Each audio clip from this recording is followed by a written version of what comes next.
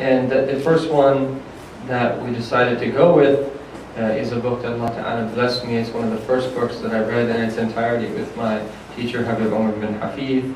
And it is a book that was written by his grandfather, but what I mean by grandfather, way down the line. He actually lived several hundred years ago.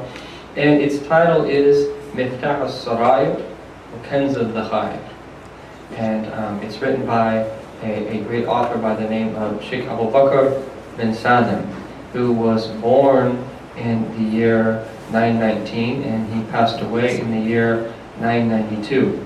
And he was one of the great imams of the deen, and we're going to be looking shortly at a few aspects of his biography, in other words his life, before we actually get into the text. And I don't think that we are going to finish the entire text today, but the idea was that this was be an introduction, and inshallah we will see if Allah Ta'ala extends our life long enough that perhaps that we can move towards finishing the text at a later period, at a later juncture. And the title is always indicative of what is inside the book, and this is the nature of titles, is that the whole point of a title is that it's supposed to indicate what it is at hand that you are studying. And so that the title is, we have the word miftah, which the miftah in Arabic is a key. Miftah is sarair.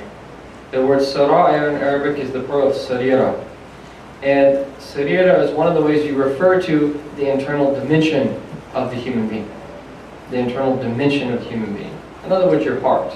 It's translated here as your inner secret, your internal reality. These are all loose ways to describe the nature of this aspect of the human being, which is the most important aspect. The heart is at the core of our being. It is the essence of who we are. That were we to strip away our skin color, were we to strip away the shape of our body, were we to strip away our arms and our legs, were we to strip away all these different aspects that people might identify as you, that's not really you. And that what you is well beyond that. What you is really what's inside here, what's in your heart. That's who you are in reality. That's who you are in reality. That who you are is not the way that you look outwardly. Who you are is the state of your heart and the intensity of the light of the heart. And that there are a lot of people outwardly that might not be very handsome or very beautiful.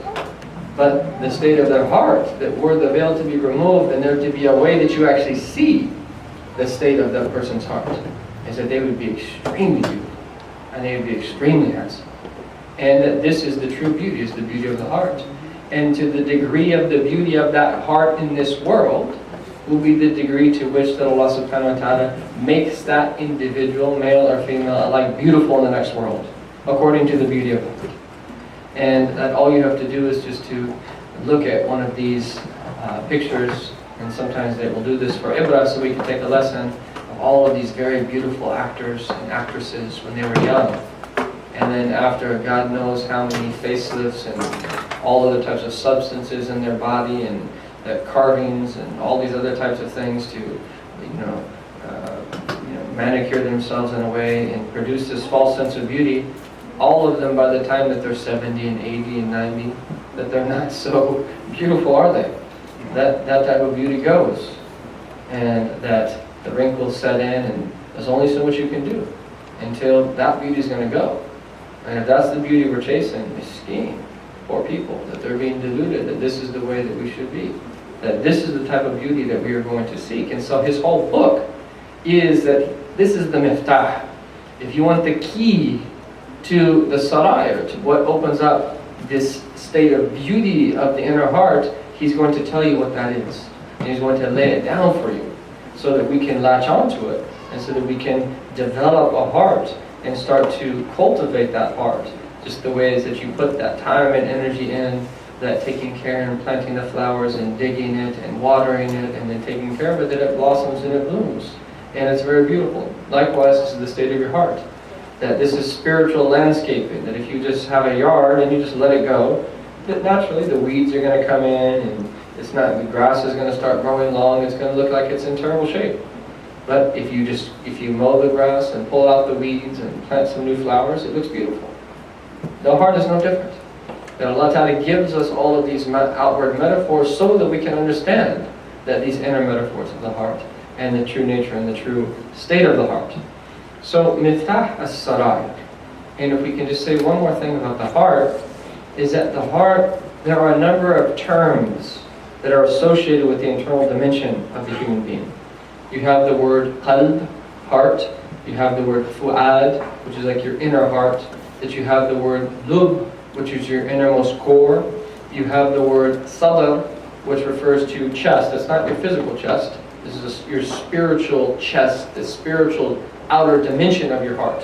And all four of those are Quranic terms. And the way that we can reconcile how all of those four terms relate one to another is that these are four different layers, if you will, of the heart. Just as if you would pick, I have these black walnut trees in my backyard, is that if you pick one of these black walnuts, that there's an outward casing, the outer shell, right? You peel that off, and then that there is an internal shell. And you got to crack that, and then that you will have, right, and then you'll have the kernel, the actual walnut itself. And that were you to press that walnut, that you would get some type of oil. That similarly is that your heart is such that it has an outer shell, which is your sadr, which is your chest, and then it has an internal husk, which is the heart itself, and then it has an internal dimension of that husk, which is like that kernel, which is your fu'ad. And then the choice part of the heart is really your lub, which is that oil that you would then take from that pressed walnut or almond or whatever it is that you're talking about. And that so it's all the same thing, but these are different layers. And that all relates to the heart. And then you have other dimensions, not to complicate things as well, that you have other dimensions as well. That heart relates simultaneously to the nafs and to the ruh, to the spirit. The nafs is your soul, that's your connection to this world, it's who you are. Your ruh, your spirit, is your connection to the immaterial realm. It's your connection to the unseen. And the heart is simultaneously relating to both of these worlds. Because the heart has two sides to it. It's like two sides of that same coin. Is it relates to the material world and it relates to the world of the spirit simultaneously. And then your intellect is that entity whereby which is that you're overseeing your heart, where you are deciding whether or not you want to give victory to the world of the spirit. Do you want your ruh to be supreme, or do you want your nafs to be supreme?